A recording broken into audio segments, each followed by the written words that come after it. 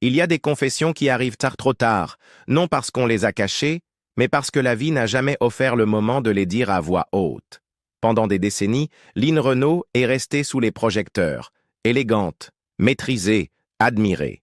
Mais ce que le public voyait n'était qu'un éclat de ce qu'elle portait en elle. Aujourd'hui, à 97 ans, elle livre enfin des vérités qui ressemblent moins à des révélations qu'à des évidences. Et ce qu'elle dit, sur l'amour, la trahison et les regrets, pourrait bien vous laisser sans voix. L'enfant qui a appris à sourire en silence. Elle est née Jacqueline Hant, le 2 juillet 1928, dans la petite commune nordiste de Pont-de-Nieppe, tout près de la frontière belge.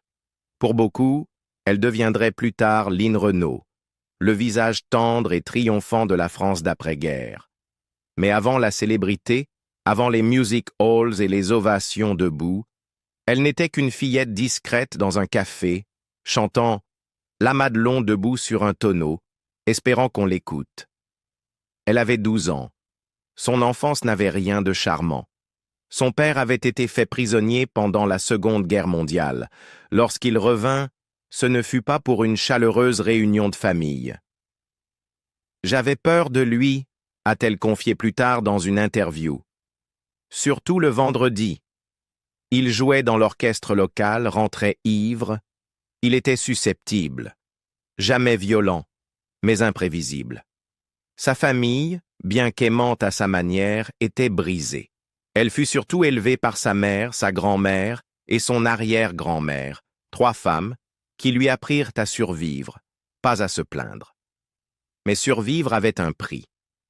À 12 ans, la vie de Lynn bascula lorsqu'elle surprit un secret qu'on lui avait toujours caché.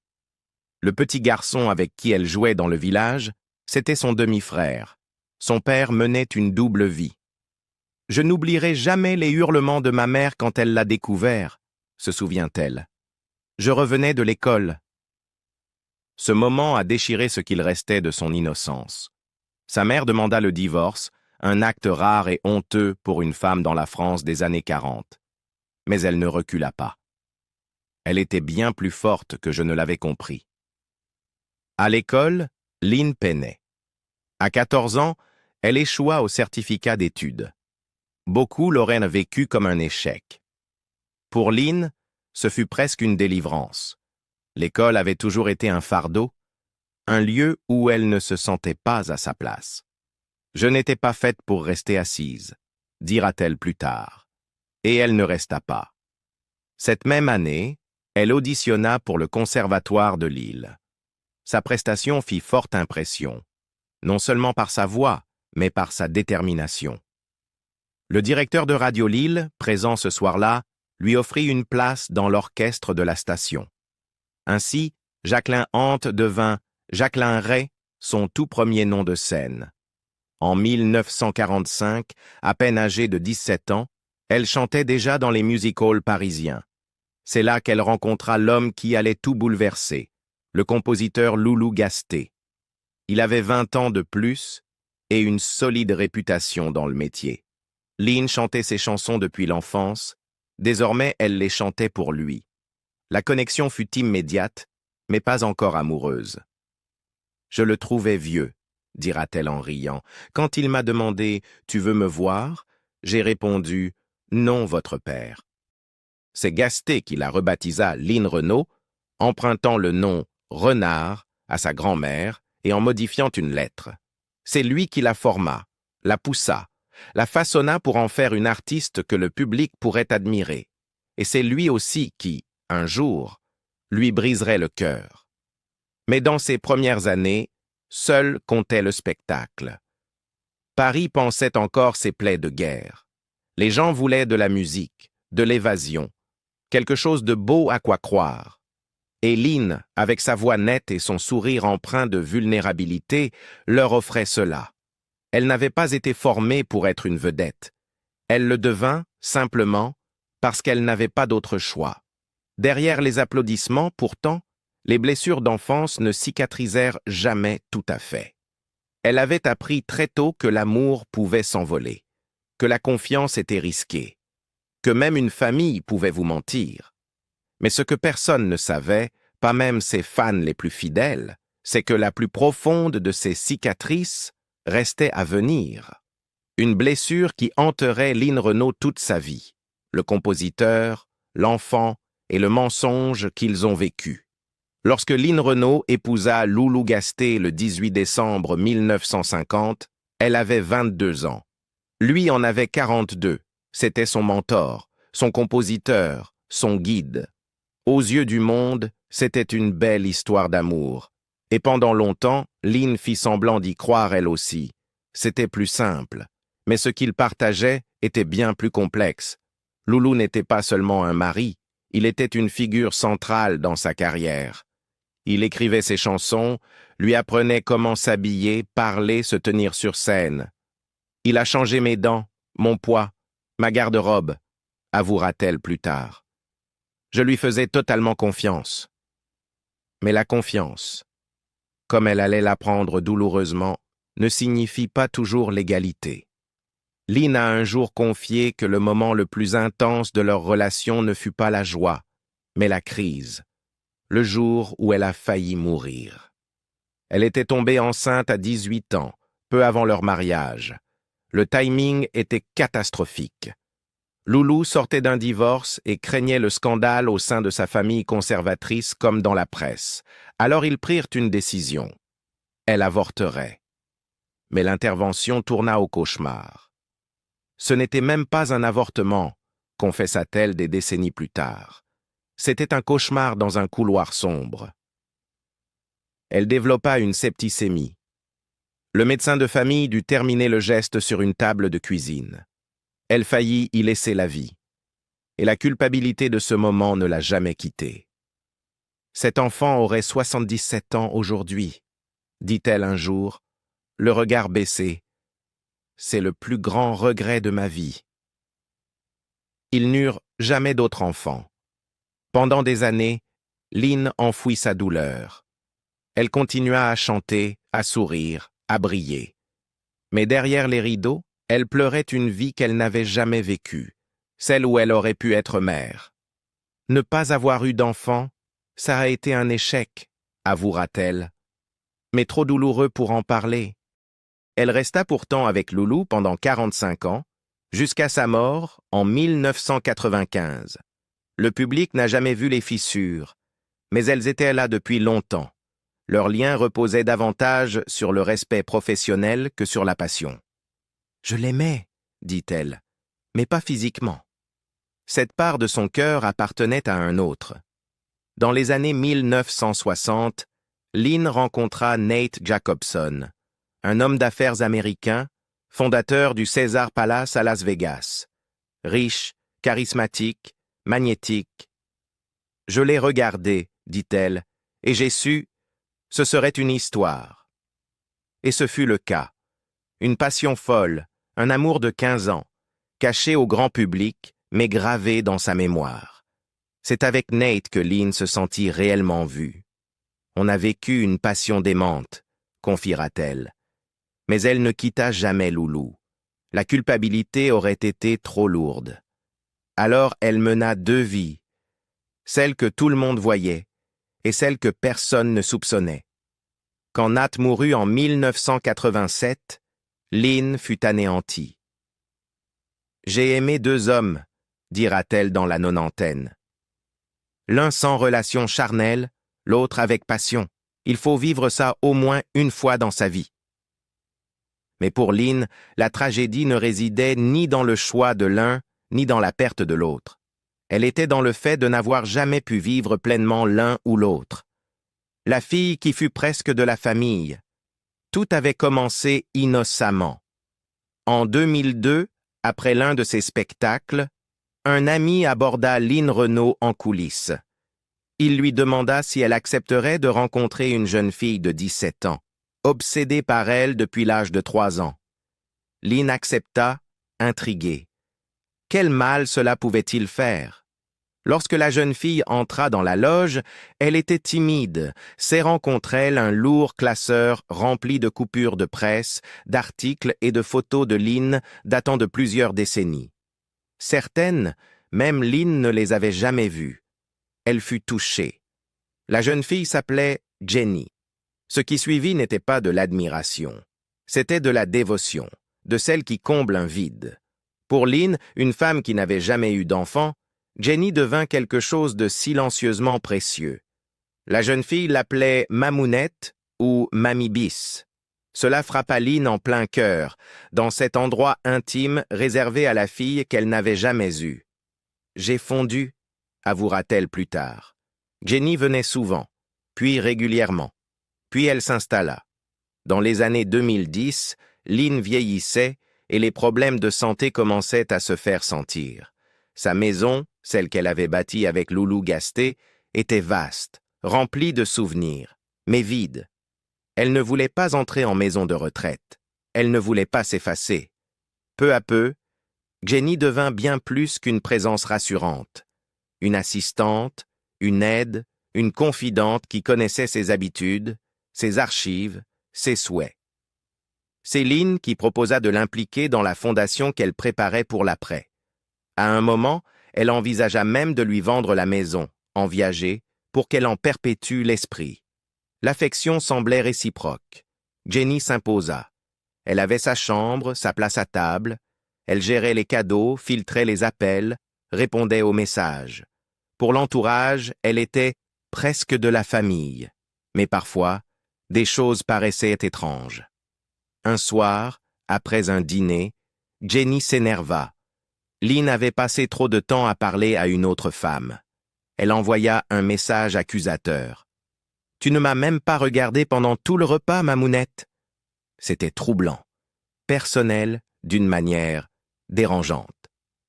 Mais Lynn ferma les yeux. Jusqu'au jour où Jenny annonça pouvoir acheter la maison. Elle affirma avoir reçu un gros héritage et pouvoir acquérir la propriété comptant.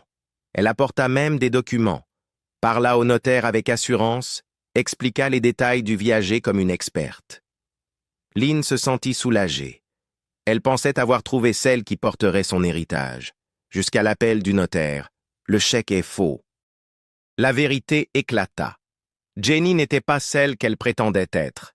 Elle avait menti, sur l'argent, sur sa vie, sur tout. Et en un instant, 10 ans de confiance, de souvenirs, de projets se sont effondrés. Lynn la confronta avec douceur, sans scandale. Elle ne cria pas. Elle lui dit de partir, de se détacher de sa vie, d'arrêter de jouer un rôle. « Tu n'as pas besoin d'inventer des vies, » dit-elle. « Construis la tienne. » Le lendemain, Lynn fut transportée d'urgence à l'hôpital. Elle se produisait chaque soir tout en cachant une hémorragie interne grave. Le stress émotionnel, diront plus tard les médecins, faillit l'emporter. Elle ne revit jamais Jenny, le dernier adieu qu'elle prépare depuis des années. Lynn Renault n'a jamais eu peur de la mort. Jamais. Mais cela ne veut pas dire qu'elle n'y a pas longuement réfléchi, avec soin, en silence et dans les moindres détails. Au fil des années, à mesure que ses amis disparaissaient un à un, Salvador, Aznavour, Johnny, elle a compris que le geste le plus tendre qu'elle pouvait offrir à ceux qui resteraient, c'était de tout prévoir. Et elle l'a fait, dans son apparition en 2023 dans le livre. À la vie, à la mort de Catherine Sellac, Lynn s'est confiée sur quelque chose qu'elle n'avait jamais dit à voix haute. Ses propres funérailles. « Je vais à beaucoup d'enterrements », dit-elle, presque lasse. Et c'est toujours trop long. Le plus beau auquel j'ai assisté, celui d'Henri Salvador. Ce n'était pas triste, c'était émouvant, mais pas pesant. Cela l'a marquée. Elle ne voulait pas d'un adieu tragique. Elle voulait du rythme, de l'âme, quelque chose de vivant. « Si je pouvais choisir, » dit-elle doucement, « j'aimerais une cérémonie jazz à la Nouvelle-Orléans. Je ne l'ai jamais dit à personne, mais c'est ce que je voudrais le plus. » Et ce n'était pas une image poétique. Elle le pensait, jusqu'à la dernière note. La vision que Lynn a de sa propre fin n'est pas fondée sur la peur, mais sur la lucidité. Elle veut mourir chez elle, dans son lit à la Jonchère, la même maison où elle vit depuis 1948, avec son chien pirate à ses côtés. Pas d'hôpital, pas de machine, Pas d'agonie prolongée. J'ai vu ma mère souffrir, a-t-elle dit. Je ne laisserai jamais ça se reproduire, pas chez moi. C'est pourquoi elle est devenue l'une des voix les plus franches en France en faveur du droit à mourir dans la dignité. Elle s'est exprimée devant les députés à l'Assemblée nationale, a plaidé pour une loi, partager les souvenirs de proches, en particulier Loulou Gasté, la suppliant d'en finir. Il me répétait « Quand est-ce que ça s'arrête ?» leur a-t-elle confié. Et je n'avais pas de réponse. Elle ne demande pas la mort. Elle demande la liberté de la rencontrer à sa manière. En 2022, elle a co-signé une tribune avec le député Olivier Falorni pour appeler à légaliser l'aide médicale à mourir. Elle ne parlait pas en tant que star. Elle parlait en tant que femme, ayant assez vécu pour savoir ce qu'est la vraie souffrance. Quand il n'y a plus rien à faire, pourquoi prolonger la douleur ? A-t-elle demandé. On choisit nos vies. On devrait pouvoir choisir nos morts. Elle n'a rien laissé au hasard. Ses volontés funéraires sont déposées. Sa maison restera intacte. Ses archives, lettres personnelles, enregistrements, même ceux de Loulou, ont déjà été légués à l'État français. Tout est prêt, dit-elle simplement. Maintenant, il ne me reste qu'à vivre encore un peu. Il n'y a aucun drame dans sa voix quand elle le dit. Aucune peur. Juste l'acceptation tranquille d'une femme qui a toujours tenu les rênes de son récit et qui entend écrire elle-même le dernier chapitre. Tout ce qu'elle n'avait jamais pu dire, jusqu'à maintenant. Il existe des histoires qui restent tapies, discrètes, au fond de la mémoire pendant des décennies. Non parce qu'elles sont honteuses, mais parce qu'elles font trop mal pour être dites à voix haute. Pour Line Renaud, l'une de ces histoires a commencé quand elle avait à peine 18 ans. Bien avant les projecteurs, les applaudissements, les histoires d'amour et les trahisons, il y eut une ruelle, une femme avec 2 aiguilles, une table de cuisine, du sang. J'ai eu recours à ce qu'on appelait des faiseuses d'anges, a-t-elle avoué dans un rare moment de vulnérabilité brute. Un avortement clandestin. À cette époque, la France de l'après-guerre, l'IVG n'était pas seulement interdite. Elle était dangereuse, stigmatisée, enveloppée de silence et de peur. Et Line, encore adolescente, encore inconnue, n'avait ni voix, ni choix, ni sécurité. Elle était tombée enceinte au tout début de sa relation avec Loulou Gasté. Il était alors marié, et la perspective d'un scandale les effrayait tous deux. Alors, des arrangements furent pris. Pas dans une clinique, mais à voix basse, dans des couloirs sombres. Je n'ai jamais vu son visage, se souvient Line, juste les instruments, la douleur et le silence. Mais l'intervention tourna mal. L'hémorragie ne s'arrêtait pas. Elle avait contracté une septicémie. Le médecin de famille dut terminer l'opération sur la table à manger. Line frôla la mort. Elle survécut, mais quelque chose en elle ne s'en releva jamais vraiment. Elle n'a jamais eu d'enfant, et elle n'a jamais oublié. Pendant la majeure partie de sa vie, elle garda cette blessure enfouie, non par honte, mais par chagrin. C'est atroce, dira-t-elle bien plus tard. J'ai failli mourir, et même si j'ai survécu, on m'a pris quelque chose qui ne reviendrait jamais. C'est pour cela que, lorsque le Parlement français décida en 2024 d'inscrire l'IVG dans la Constitution, Line Renaud ne resta pas silencieuse. Elle se leva. « C'est l'une des plus belles choses qui puissent arriver à la France », déclara-t-elle.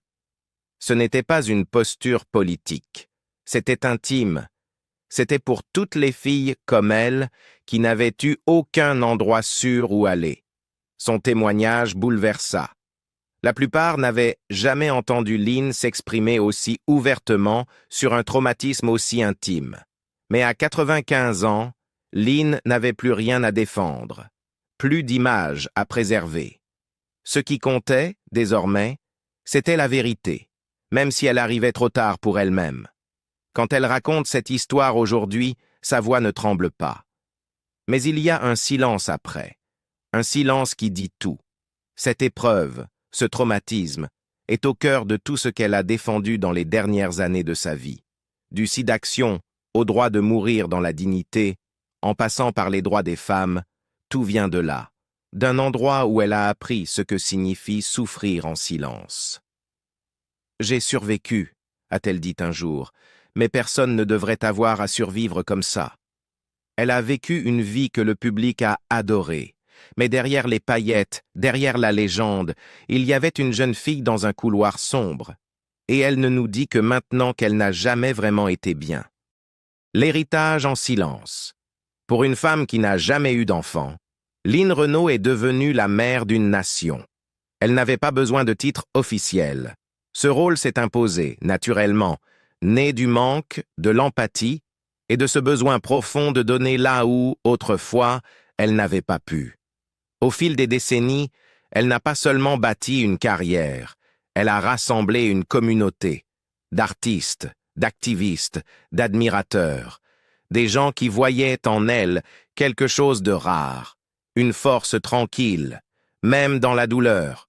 Elle les appelait ses enfants de cœur, Muriel Robin, Danny Boone, Claude Chirac, et plus discrètement encore, Florent Pagny. Elle les aimait non pas parce qu'ils étaient célèbres, mais parce qu'ils restaient là. Même quand les projecteurs s'éteignaient. Lorsque Florent est venu la voir à la Jonchère en juillet 2025, quelques semaines avant ses 97 ans, elle l'a accueilli comme de la famille. Il lui a parlé de son long combat contre le cancer du poumon. Elle l'a écouté, et avec une douceur teintée de certitude, elle a confié à la presse « Il est guéri, je le crois ». Il parle de la maladie comme d'un passé.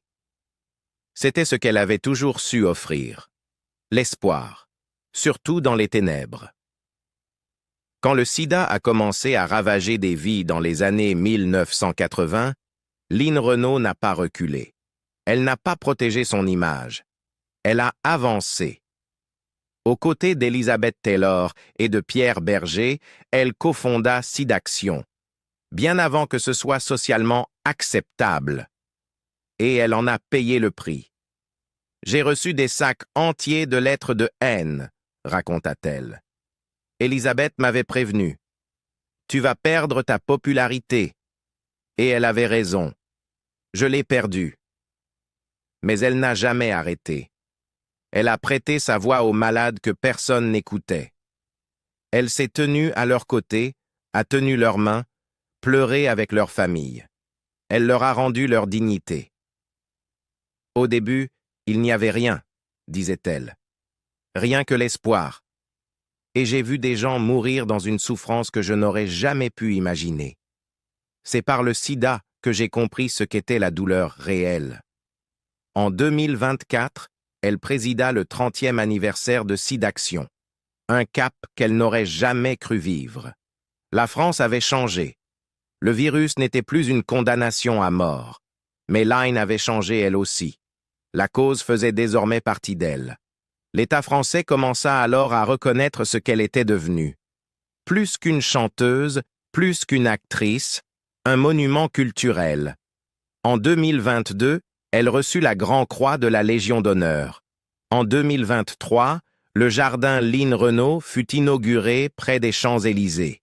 Et en 2025, elle fit un dernier geste d'éternité. Elle légua l'ensemble de ses archives personnelles, ainsi que celles de Loulou Gasté, aux archives nationales. Ce n'était pas juste du papier. C'était un don de mémoire. Et peut-être est-ce cela qui définit Lynn Renault plus que tout. Sa capacité à donner.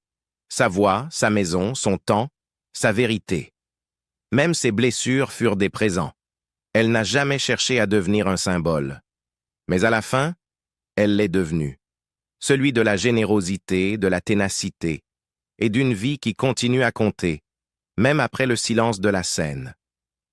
Quelle partie de la vie de Lynn Renault vous a le plus surpris? Dites-le nous en commentaire. Et si vous voulez découvrir d'autres histoires comme celle-ci, pensez à aimer, vous abonner et activer la cloche. Merci de votre fidélité.